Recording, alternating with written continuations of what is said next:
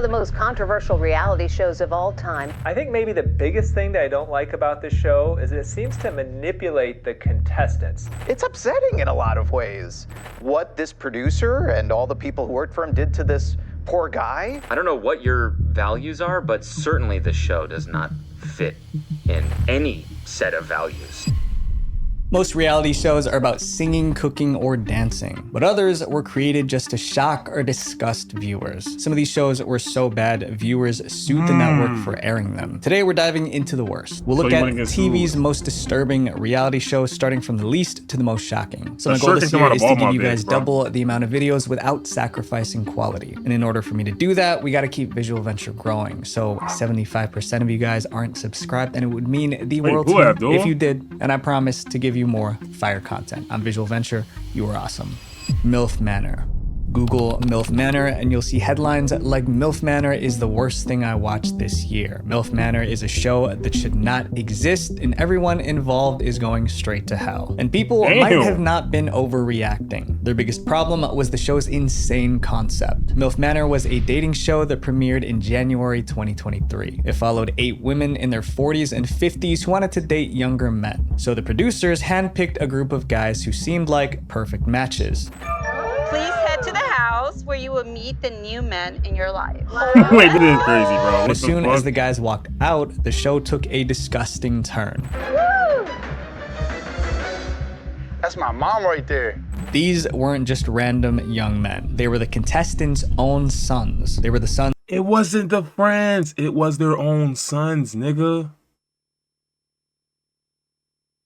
W show, never mind. Yo.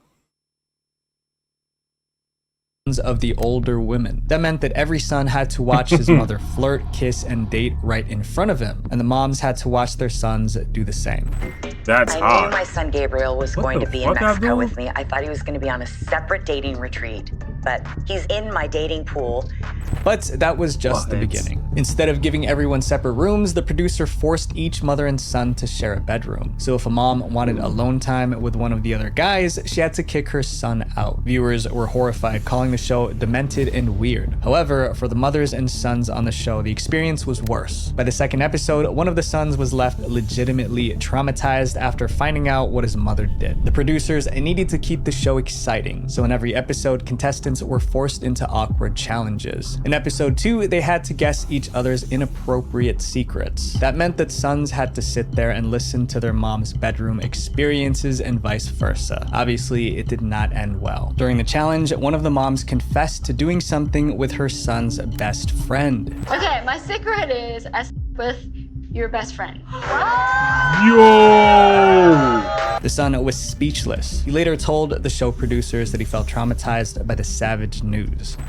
This is something I never saw coming. I did not expect this at all, 0%. That scene went viral and got everyone talking. Someone tweeted the pain in his face when his mom reveals her secret. Worst part is she could have lied, bro, and said something else. Families. But instead of hurting the show, the negative publicity helped it grow. Soon, MILF Manor was one of the most popular shows of 2023. It was a train wreck, impossible to watch, yet impossible to look away from. This tweet said it best: MILF Manor being the single most demented, sick, and twisted television show. So that's why I never seen that shit ever, bro. MILF Manor ever, because 2023. Nigga, who's watching cable at that time? Nobody watching cable anymore. Put in television in the past 20 years. OMG, I will be seated for every episode. The first season, which aired on TLC, accumulated more than 45 million views. But people weren't watching because they liked MILF Manor. They watched just to complain. Like I said, I would have switched my mama down expeditiously. The most show I've ever seen. But the backlash didn't stop the producers from releasing MILF Manor Season 2 in 2024. This time, the single women were pursued by younger men and their fathers. Still weird, but in a different way. MILF Manor has a 14% rating on Rotten Tomatoes. And although it hasn't been confirmed, there's a chance MILF Manor Season 3 is already in the works. The show was a train wreck, but the worst part, these women had no control over their privacy. And that's not just a reality TV problem, it is an internet problem. Data brokers sell our personal information without us even knowing. You don't know. Nice try, buddy. Data after being or a time for a ton of involved kids, but the producers went ahead and made it anyway.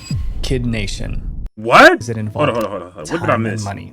Everyone knew this next show would cause chaos because it involved kids, but the producers went ahead and made it anyway. Kid Nation. In 1954, someone wrote a book about kids trying to survive without adults. It was called Lord of the Flies. In the story, a bunch of kids decided to create their own society on an island. But before long, everything falls apart. Tempers flare, they turn on each other, and their society descends into chaos. So everyone was shocked when CBS announced a reality show about kids building their own society. They called it Kid Nation. And no surprise, it was a complete disaster. Welcome to Kid Nation. Kid Nation was filmed in an empty town in New Mexico. 40 of America's smartest children were dropped off and told to run the town for 40 days. There were no adults to help them, just a camera crew who stayed out of the way. The kids were between the ages of 8 to 15. Imagine a world with no adults. Just 40 kids with a chance to build their own society. Our work is cut out for us. City kids. Okay, I'm not gonna lie. There's like movies like this. I ain't gonna hold, bro. I'm gonna keep it a buck. If I was a kid, I would have been watching this shit, bro. 100%. Rich, poor, and everything in between. At first, it felt like an adventure. The kids were in charge, making their own rules. But then, everything started to go wrong. The problem started on day 1. As soon as they arrived, the kids were given their first physical challenge: haul all of their food and supplies to the abandoned town in the middle of the desert heat. But that was just the tip of the iceberg. I'm not gonna be with my parents. There's no adults, and I think I'm gonna die out here because there's nothing.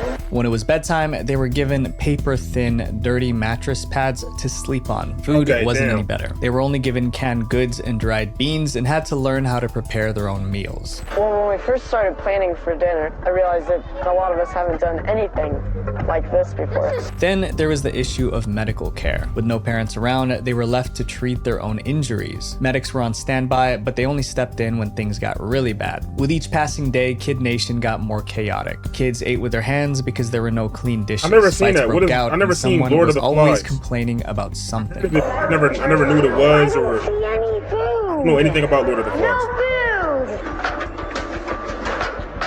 food! It looks like all our laundry and all our water is frozen in. But instead of stopping the show, producers just recorded the chaos. And then the police arrived to shut it all down. A few weeks into filming, New Mexico officials received an anonymous complaint about the conditions at Kid Nation. When inspectors showed up to investigate, they were turned away several times. Eventually, the show's producer were able to get law enforcement to back off. So, the mayhem continued. I think the town definitely really needs some law and order because the people are just doing whatever they want, whenever they want. The kids formed their own government by electing a town council, but all it did was create new problems and fights. I find that really funny that you say you were nice to everybody on day 1. You treat me like I'm not gonna treat you good. The show lasted 6 weeks, but if things got too intense, any child could choose to go home. So 3 kids quit before the show officially ended. Kid Nation finally aired on CBS in September 2007, and it caused an uproar. Viewers weren't just shocked, they accused the show of breaking the law. Child safety advocates accused the show of violating child labor laws. But the network saw this coming and made sure they were protected. CBS defended Kid Nation, claiming the set was more like a summer camp rather than a place of employment. Before filming, they also had the kids' parents sign a 22-page waiver giving up all rights to sue. Still, viewers complained that this show was too reckless and that contestants could have been... Bro, we gotta start blaming the parents, bro. We gotta start blaming the parents, bro. Bro, you letting your parents date these fucking P3DOs, PDF files with a bunch of money, all because they got a bunch of money. You letting your kids sign up. You signing up your kids for shows like this just so they could be on TV. Granted, they get to leave whenever they want, but still, bro, that's some whole ass shit. Seriously hurt. The backlash was so intense that CBS never made a second season. This next show took the idea of beauty and pushed it way too far. The Swan.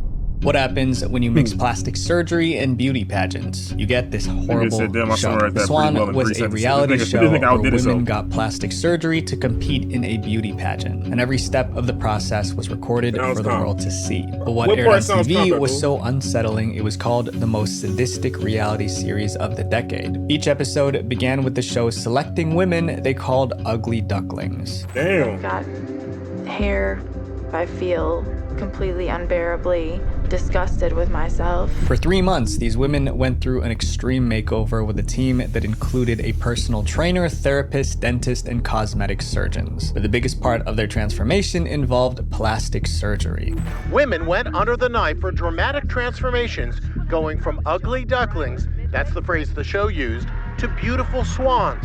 Contestants got new noses, cheek implants, lip injections, and other jobs, all done at the same time. It wasn't fun. Contestants were pressured into surgeries they didn't want. One woman was scolded by one of the plastic surgeons for refusing a nose job. Another woman felt mounting pressure from the show to continue getting more work done to her body. But things didn't get any easier after the surgeries either. For 3 months, contestants were completely isolated from their friends and family, only allowed brief phone calls each week. But the strangest part was that they weren't allowed to literally see themselves. Every mirror they came across was covered. On top of that, they endured intense workouts, strict diets, and therapy sessions. Intense workouts while recovering the from plastic coaches would surgery tear got into crazy. them. One contestant was harshly scolded just for ordering cream cheese. It was a complete emotional shock. At the end of the 3 months, She their got final scolded for ordering cream cheese. Bro, you know what it remind me of? Remember when on Diddy the band, bro? When that nigga Diddy got mad because a nigga ate 2 grilled cheese sandwiches? Y'all don't know about the band. transformation was revealed. Or It was making like the band, going my to fault. bed and waking up looking like a different person. That's crazy. No way. Oh my God.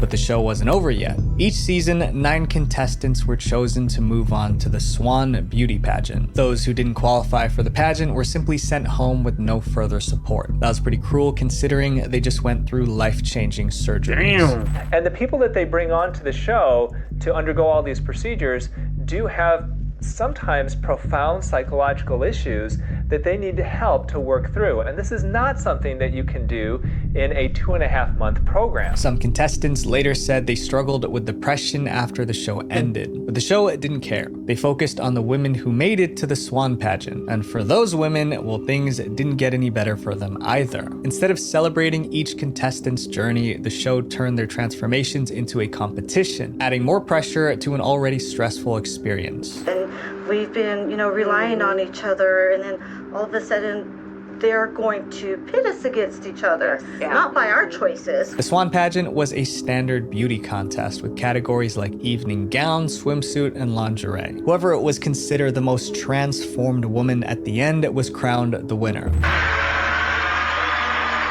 Yeah, this shit from the fucking 70s. Why that quality like that?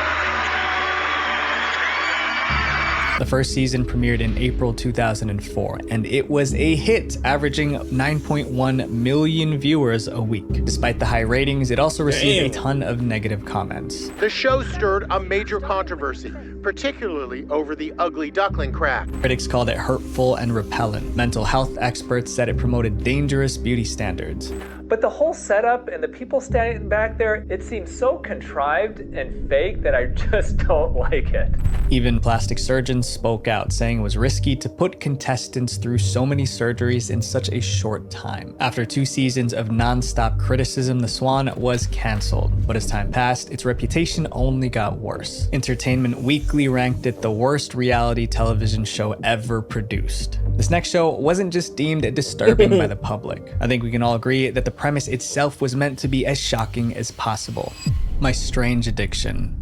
Every episode of My Strange Addiction was either tragic, creepy, or shocking, sometimes all 3. The show traveled across the country searching for people with the strangest addictions imaginable. The producers didn't want common struggles like gambling or substance use. They wanted addictions that would shock viewers to the core. And for 6 seasons, My Strange Addiction delivered exactly that, showcasing the strangest addictions ever seen on TV. One of the most unforgettable episodes followed a woman named Cassie. She recently lost her husband, and in her grief, she became addicted to eating his ashes.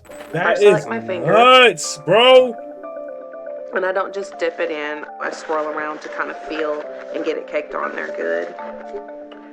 And then I just eat it. Then there was Nathaniel, who was in a romantic relationship with his car. Bro, I He know that nigga looking down at her like, what the fuck are you doing?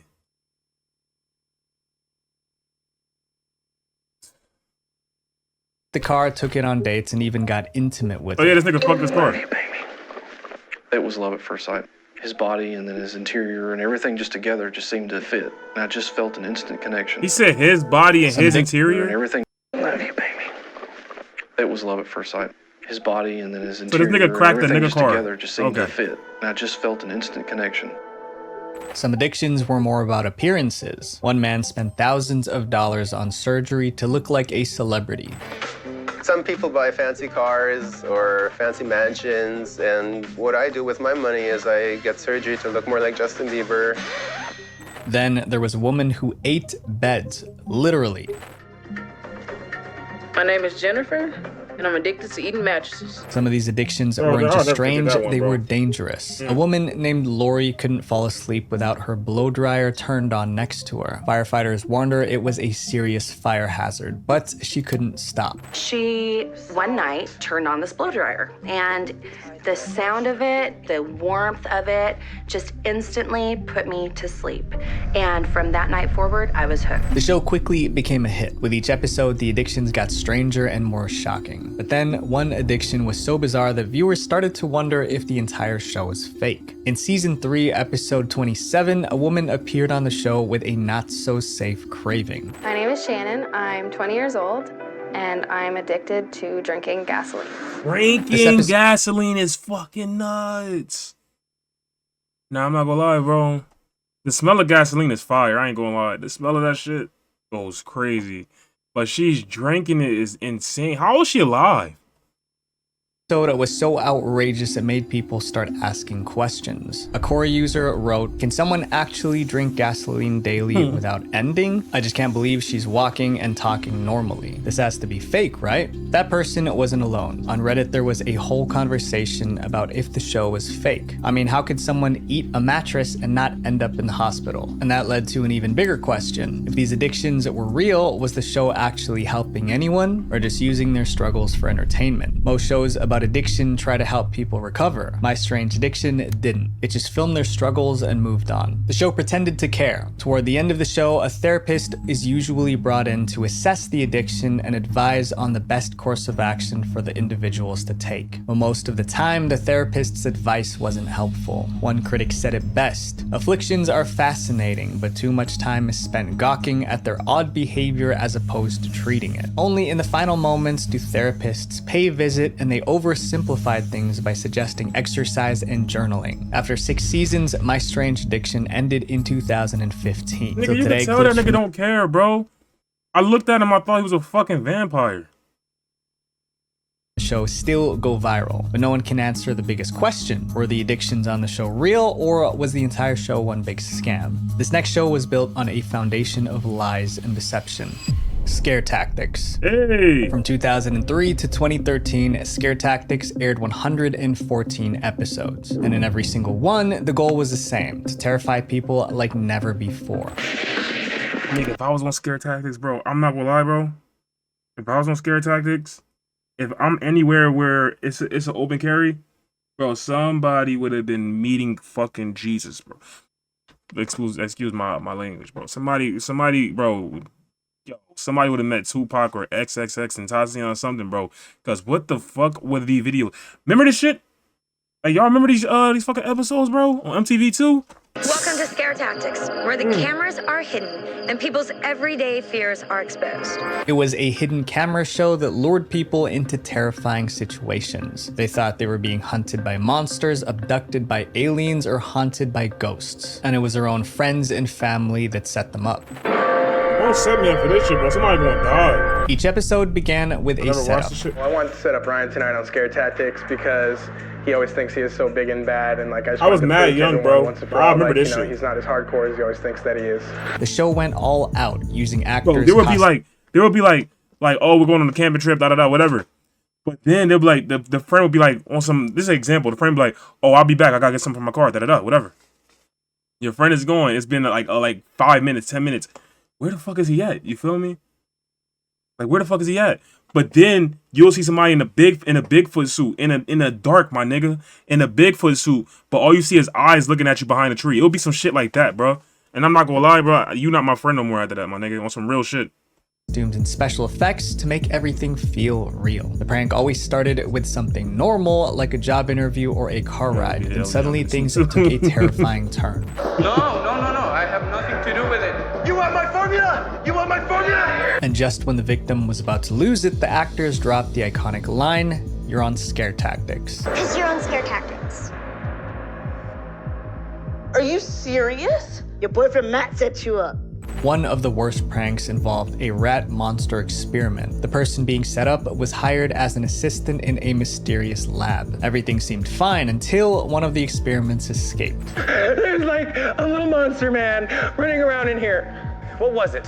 Most viewers thought it was hilarious. Some felt the show was going too far with their scares. And then one day, Scare Tactics scared someone so much she sued the show. In March 2002, Scare Tactics picked their next target, Cara Blanc, a grade school teacher. With help from her friends, they lured Cara to an isolated location. Then out of nowhere, an actor in an alien costume jumped out. Cara panicked. The alien chased her everywhere. At the last second, the actors revealed it was all fake. Everyone else laughed, but Cara wasn't amused. She was furious and she wanted payback. Cara sued the show, claiming that she had to be hospitalized for physical injuries as well as severe emotional distress. She also asked the court to stop her episode from ever airing. In the end, Scare Tactics paid Cara a low 7-figure sum and her episode was never shown. Since then, more people have come. A low 7-figure sum?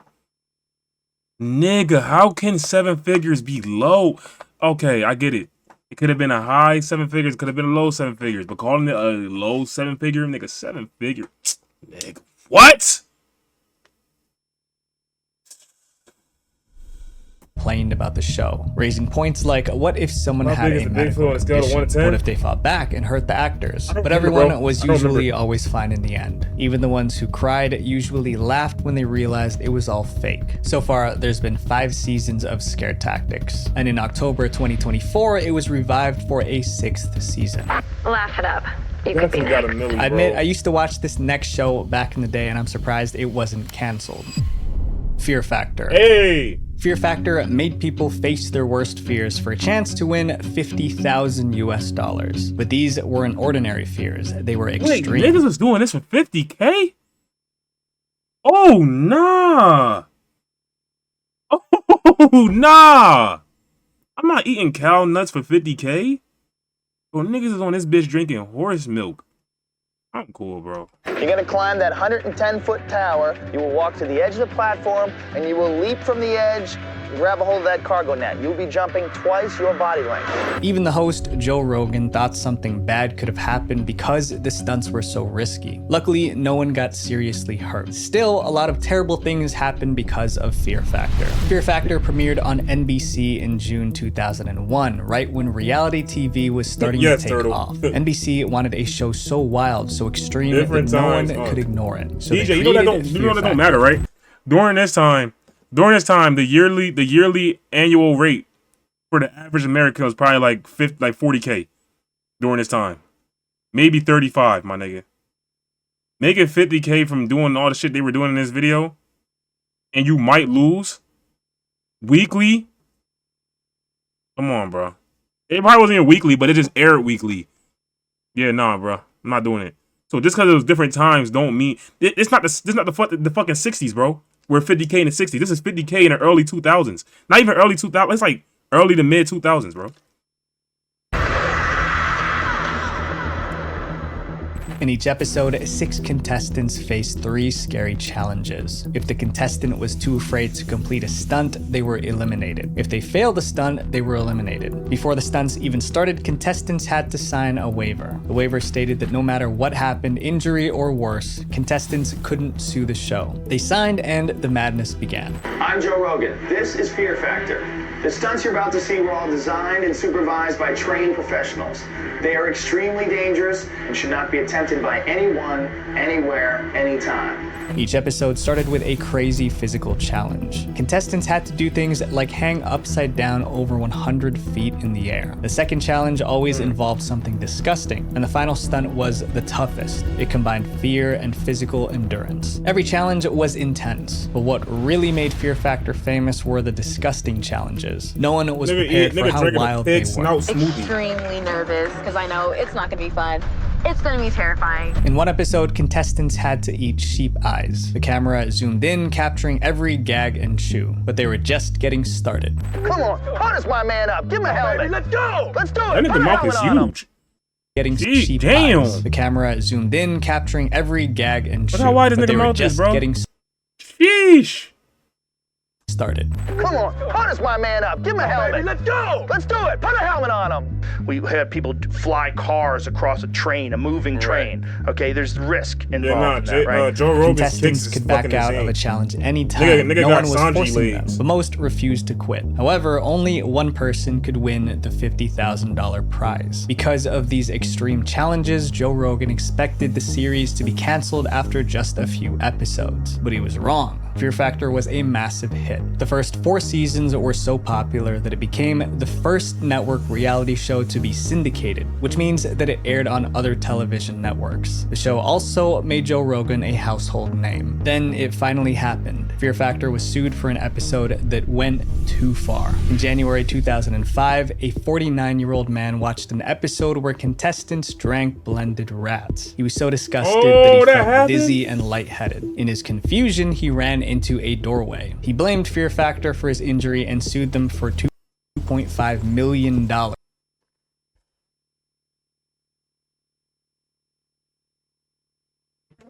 we're fumbling bags. We are fumbling easy fucking bags out here, my nigga. We're fumbling easy bag. This nigga watched niggas drink a rat smoothie. I'm not gonna lie, that's probably the nastiest shit I ever heard in my life. I can't believe they air some shit like this, bro. I wonder if it's on the internet anywhere. It's probably on the dark web. Got dizzy, walked around his house and bumped into something.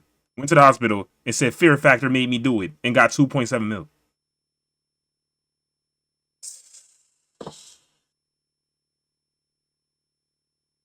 The bags be right there. You just gotta be creative, bro. We're all learning a valuable lesson. He said he sued to send a message to NBC and other networks about their programming. However, his case didn't go far. A judge dismissed the lawsuit, calling it frivolous. By the 5th season, viewers were losing interest in Fear Factor. Ratings were dropping. I don't remember that, Abdul. Challenges. By But 2006, that sounds NBC like some had shit they would do. enough. Fear Factor was canceled after the 6th season. But the show refused to die. In 2011, NBC brought it back, but it was canceled again after 1 season. Then in 2017, Fear Factor returned on MTV, but it lasted only 2 seasons before getting canceled again. No reality show has punished contestants as much as this next show. Susunu Denpa Shonen. Oh, I know this shit about to be insane, nigga. You ain't even got to tell me what it's about. Bro, that shit is not even English? Hell no. These niggas about to go through fucking saw traps.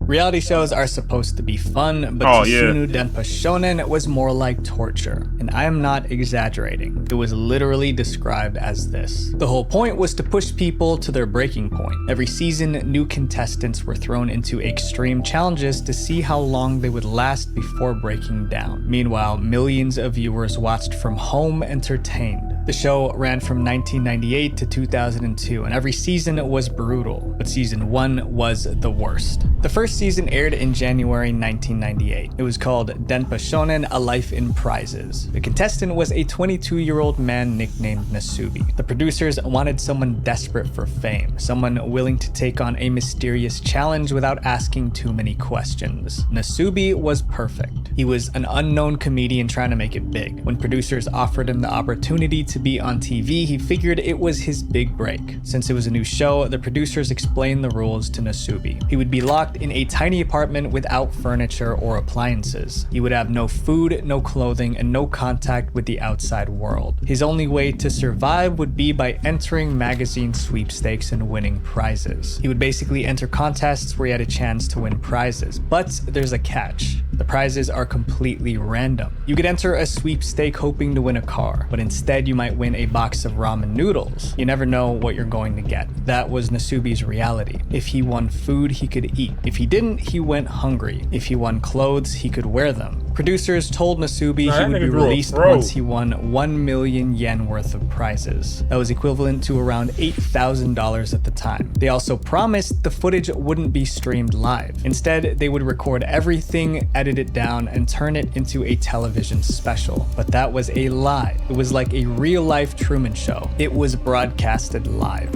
Unbeknownst to him, the show was broadcast weekly across Japan to more than 15 million viewers. Nasubi thought he was signing up for a challenge. Instead, he became the subject of a twisted social experiment. Nasubi expected to win 1 million yen in prizes in a couple of days. Then he would be released. But days turned into weeks. Weeks turned into months, and he wasn't winning much. Viewers watched as Nasubi filled countless sweepstake entry forms, celebrating with a dance each time he won a prize.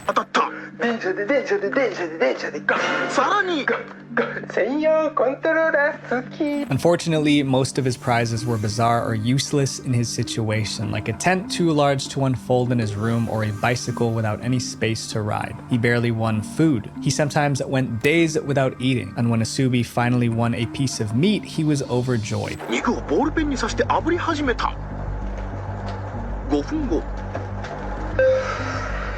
Winning a piece of fucking meat. He also had no human interaction, so he talked to himself. Holy shit. He also had no. Nah, bro, this is fucking nuts. But there's some dark web shit, bro. There's some real dark web shit. Human interaction, so he talked to himself and the camera. After a couple of months, it seemed Nasubi was slowly losing his mind. All this time, he had no idea that 15 million viewers around Japan were watching his every move. Nasubi knew the door was open and that he could leave if he wanted to, but he kept going, determined to reach his goal. At first, I was excited, and I was thinking about all kinds of things, like how to do something funny in this space.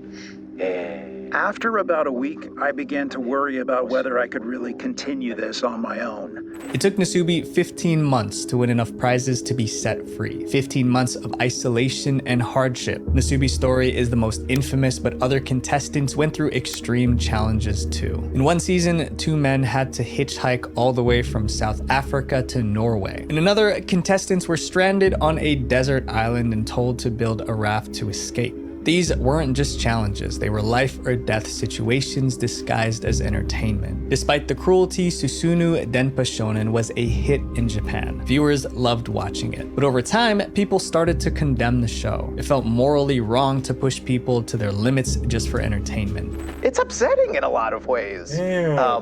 What this producer and all the people who worked for him did to this poor guy. The show finally ended in 2002, but it's considered the ultimate example of how far a reality show will go for attention. Some reality shows take things way too far, and I believe that entertainment should never come at the expense of someone's well-being. Bro, I wouldn't eat a because when the rat cameras smoothie turn bro. off, Nah. the damage stays. I'm cool. Visual Venture. If you guys like this video, you guys would probably like my video, Documentaries Banned for Being Too Disturbing, right here. Thank you guys for everything. Peace.